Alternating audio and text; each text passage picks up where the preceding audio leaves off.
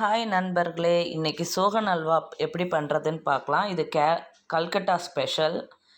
இது ரொம்ப ஈஸியாக பண்ணலாம். நம்ம கடையில் வாங்கினோன்னா ரொம்ப காஸ்ட்லியாக இருக்கும். அண்ட் வீட்லேயே பண்ணோன்னா ஒரு 50 ருபீஸ்லேருந்து 100 ருபீஸ் செலவு பண்ணால் போதும். சின்ன மைதா பேக்கெட்டு, பால் பவுடர், அதே மாதிரி ஒரு 10 ருபீஸ் பேக்கெட்லாம் வாங்கினீங்கன்னா ஒரு 2 to 3 பேக்கெட்ஸ் வாங்கினா போதும். அதுக்கப்புறம் நெய், சர்க்கரை, இவ்வளோ தான். இது இருந்தாலே போதும். ஓகேங்களா? அண்டு நீங்கள் சில்வர் கப்பில் ஊற்றுறதுனா உங்களுக்கு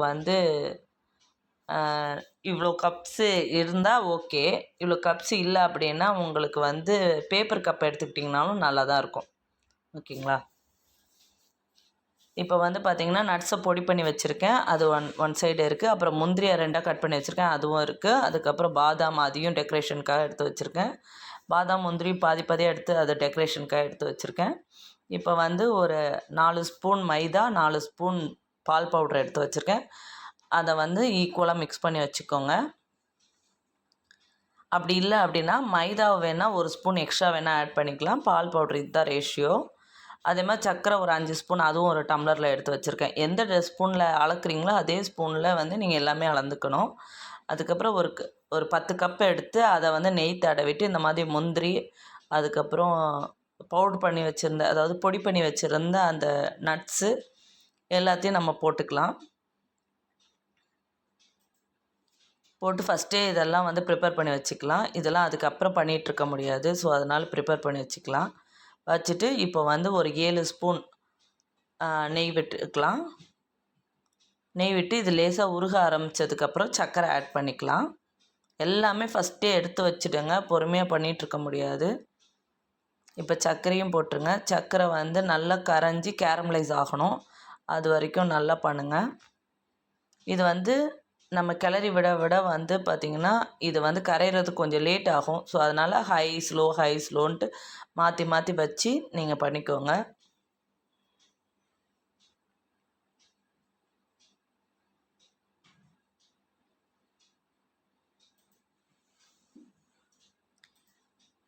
நல்லா இந்த பாருங்கள், இப்போ கரைய ஆரம்பிச்சிருச்சு. இப்போ ஓரளவு கரைய ஆரம்பிச்சிருச்சு.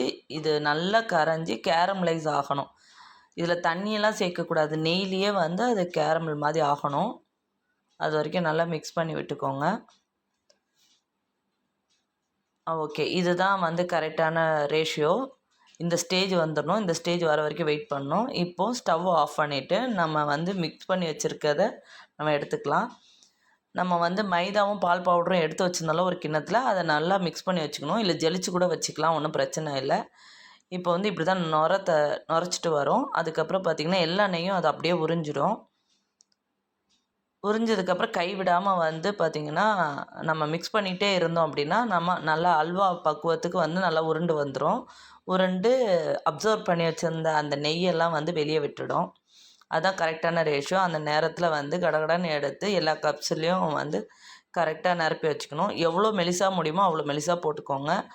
தடிமன் ஆச்சுன்னா நமக்கு சாப்பிட்றதுக்கு ரொம்ப கஷ்டமாக இருக்கும். அந்த சூடோடையே போட்டுட்டு டெக்கரேஷன் வேணும்னா மேலே ஒரு பாதாம் எடுத்து வச்சுடுங்க. வச்சுட்டு கடகடன்னு ஒரு ஸ்பூன் எடுத்து லெவல் பண்ணி வச்சுக்கோங்க எல்லாத்தையும்.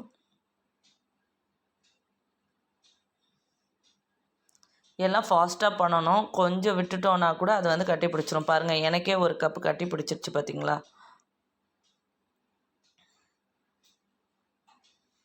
டக்குன்னு ஒரு 5 மினிட்ஸில் ரெடி ஆகிடும். நம்ம அடுப்பை விட்டு இறக்குன உடனே அது ரெடி ஆகிடும். ஸோ அதனால் பார்த்திங்கன்னா கடகடன்னு எல்லாமே ப்ரிப்பேர் பண்ணணும். இது இந்த மாதிரி செட் பண்ணிவிட்டு ஒரு 5 மினிட்ஸ் ரூம் டெம்பரேச்சருக்கு விட்டுடுங்க. சூடு ஆறுனதுக்கப்புறம் நம்ம மேலே ப்ரெஸ் பண்ணிவிட்டு கையில் தட்டினோனாலே வந்துடும். நான் உங்களுக்கு எடுத்தும் காமிக்கிறேன். உங்களுக்கு சூப்பராக அது வந்திருக்கும். ரொம்ப டேஸ்டியாகவும் இருக்கும். இது டேஸ்ட் எப்படி இருக்குன்னு பார்த்தீங்கன்னா லாக்டோஜன் மிட்டாய் இருக்குல்ல, அந்த மாதிரி இருக்கும் டேஸ்ட்டு. சரிங்களா? உங்களுக்கு வீடியோ பிடிச்சிருந்தா லைக் பண்ணுங்கள், சப்ஸ்கிரைப் பண்ணுங்கள் அண்ட் கமெண்ட் சொல்லுங்கள். தேங்க்யூ. பாய்.